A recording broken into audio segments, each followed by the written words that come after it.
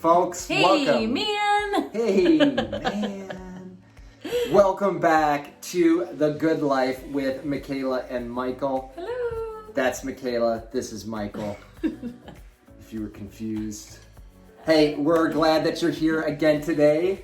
And today's no different. We have another special episode for you. We want to share with you things you need to know about improving your relationship with food. Yes. We know that food can come with a whole lot of baggage.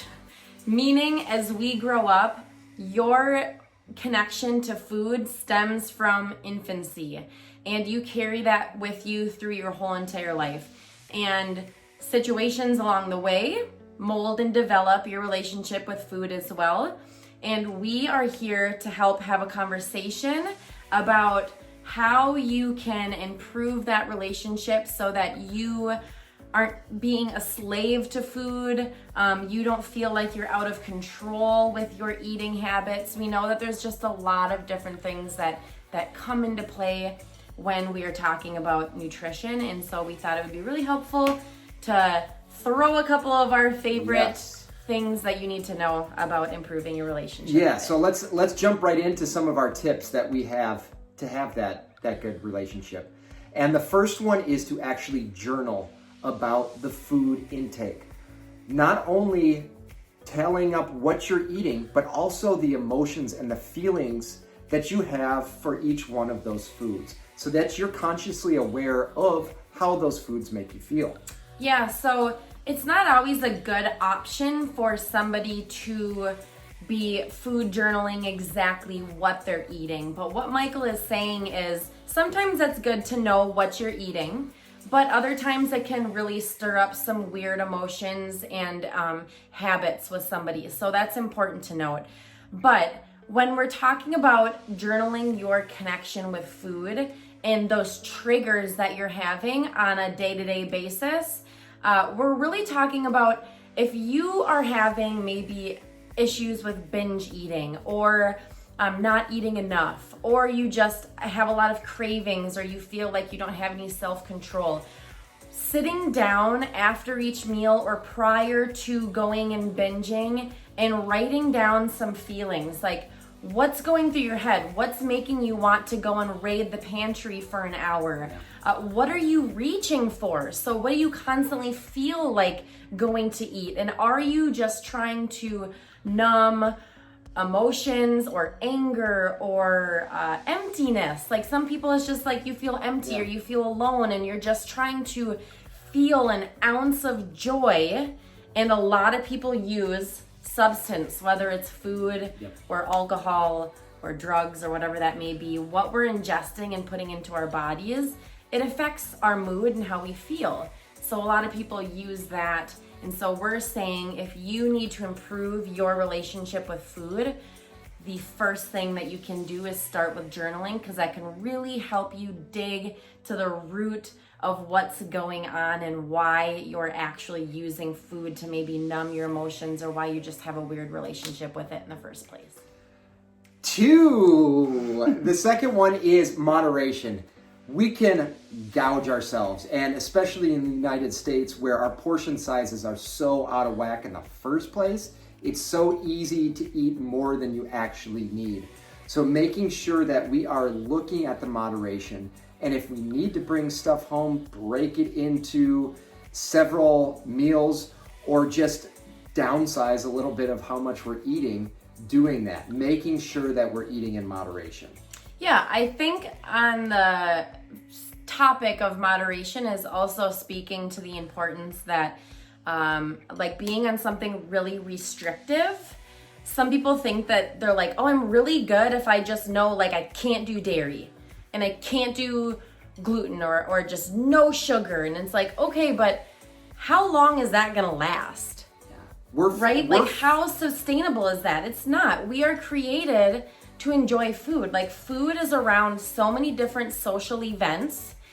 It's what you do culturally. It's what you do when you're celebrating. Think about all the celebrations you have in a year, and like you're never going to eat anything. that you enjoy, unless you really enjoy kale. But it's like, come on, people, you really you want a cupcake. Like sometimes you just want to enjoy something.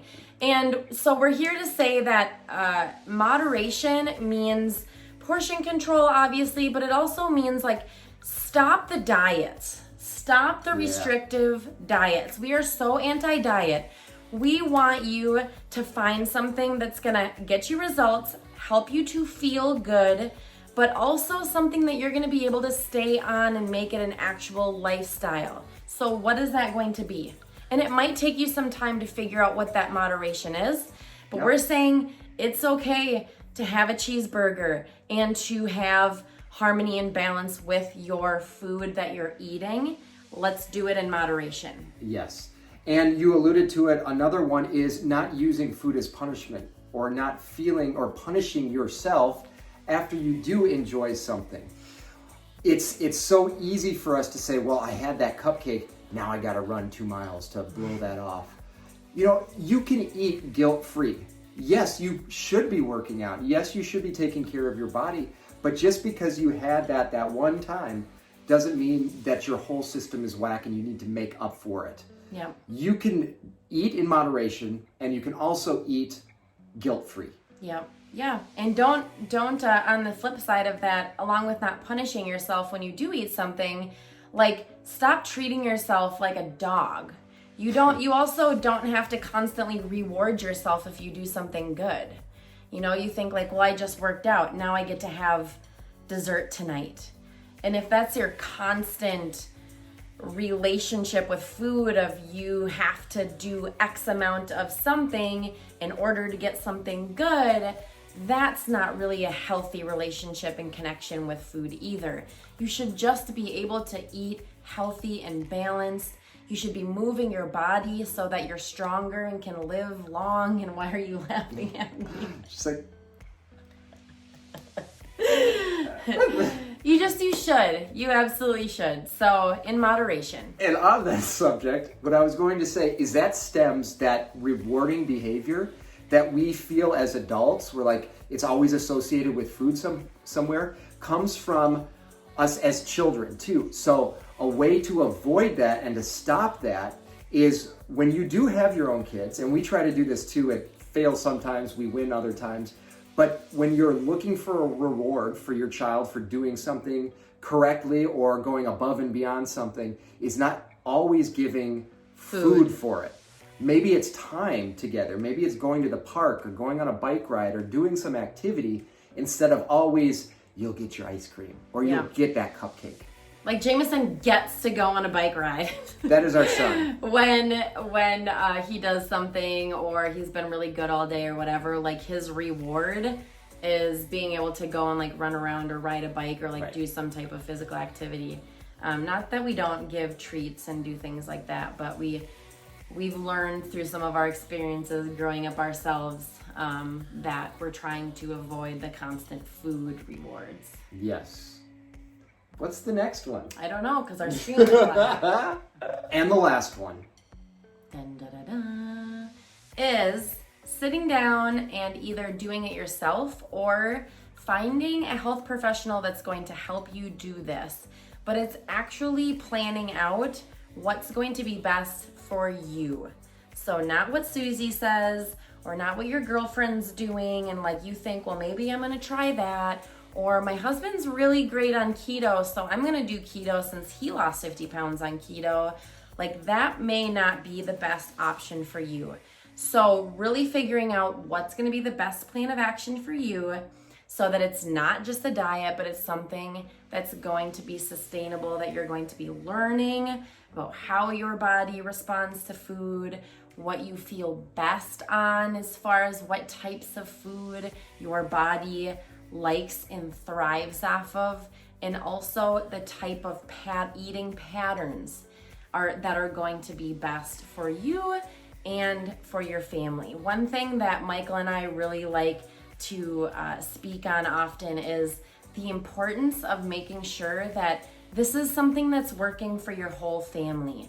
So whenever I'm working with women and moms specifically, and this is just an example, and we do this ourselves, is I like their meal plans to be family friendly, so that when they're making dinners and when you're making dinner, you're not making 3 different things, because you have an infant that's eating one thing, you have a toddler that doesn't like anything, you have a husband that is picky or whatever it may be, or that's he's like, I don't want chicken again.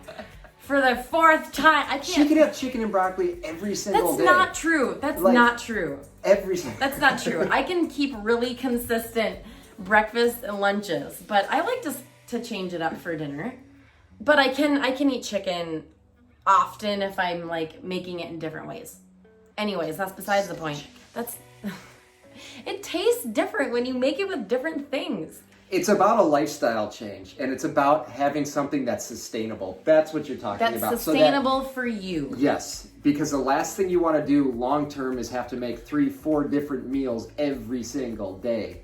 That's just draining. Imagine how much more you could be doing with your life if you're not having to make that many different kinds of meals, and you're preparing for it, and you have that lifestyle change so that you guys are on that positive path with your nutrition. Yeah, and it's always, if you're making a change and you are manipulating things in your family's lives, it's going to take time to adjust.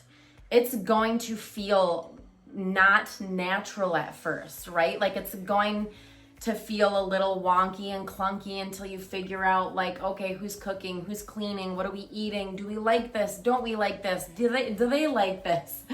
The number of things that come into play. Please, not chicken.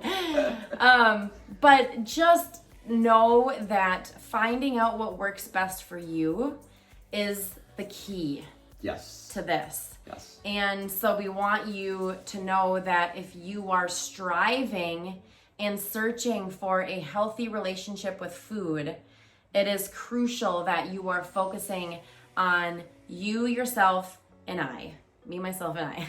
You, yourself, and you. Rather than constantly just chasing after the next diet or the next fad. Yes. Let's really sit down and figure out what's actually going to be best for you, your family, and your guys' lifestyle. And so that wraps it up today. But what I want you guys to do, if you have things that have worked with you that have helped your relationship with food, put it in that note section below. Comment about it. Get some ideas out there rolling for other people, for us too, because it's all about improving the relationship with food and continuing to be better and pick better, healthier options. So we would love to hear from you. Have a fantastic week, and we'll talk to you next time.